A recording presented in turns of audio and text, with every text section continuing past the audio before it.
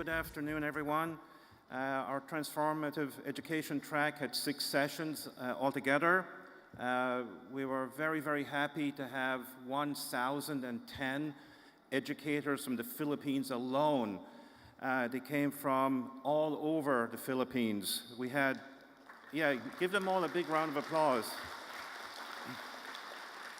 160 came from Mindanao, right in the southern tip of the Philippines. 150 from central Luzon, 250 from Luzon itself, and 420 from the central capital region. I really want to thank our partners for this convention, the Department of Education and the Commission of Higher Education of the Philippines. I mean, you can't ask for better partners than that. I really want to appreciate them. Our first session was the Transforming Education Outcomes with Character and Creativity. We were very delighted to have Andreas Schleicher from the Organization for Economic Cooperation and Development contribute to this track. OECD, they're the ones that conduct the PISA tests every year, the Program for International Student Assessment that ranks countries in terms of the quality of their education systems. And he pointed out that the kind of things that are easy to teach in our schools right now are also the things that are easy to automate, digitize, and outsource. And this was an alert for our education systems and our countries around the world, especially in the Southern Hemisphere.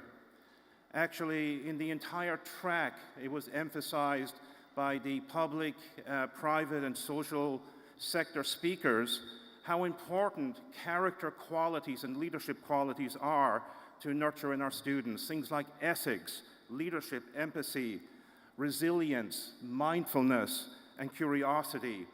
In addition to tangible skills, performance skills like critical thinking, problem solving, innovation, collaboration, and communication.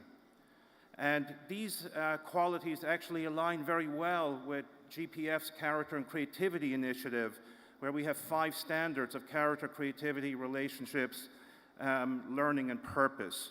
In fact, PISA has developed a framework, it's called the 2030 Framework, that's actually going to assess attitudes and values, skills, and interdisciplinary learning, going beyond just what they currently assess, which is reading, writing, and science. It was also announced, too, that GPF is going to test a new tool in 2017 in some of the countries where we're working in that will measure also these qualities and allow schools to benchmark against one another. We had a session on learning with a purpose, reshaping of what it means to educate.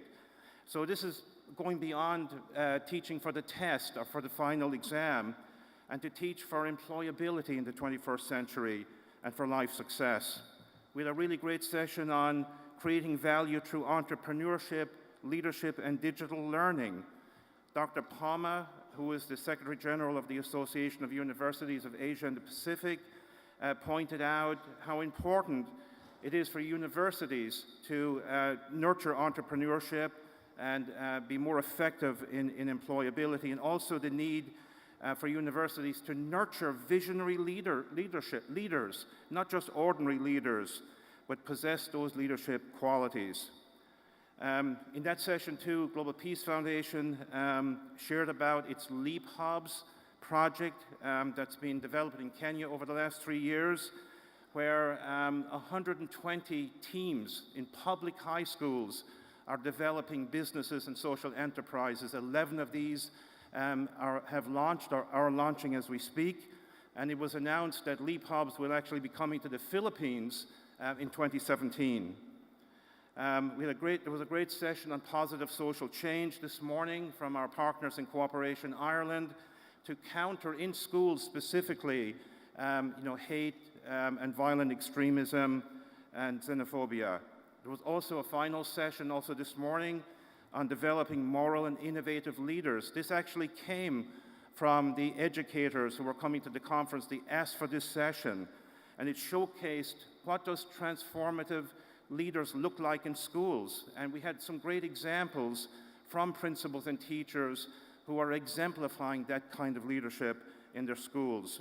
It was announced that following GPC, the creation of a Global Educators Innovators Alliance to bring together like-minded innovators so that we can actually positively impact education around the world. So in conclusion, the speakers from government, the private and social sectors are now networked and engaged together with great principals and teachers to find more effective ways to transform education around the world and to enable the 1.8 billion young people around the world with the employability and the competencies to be successful and lead a meaningful, good, and peaceful life, and to reduce their vulnerability to extremism. So thank you very much.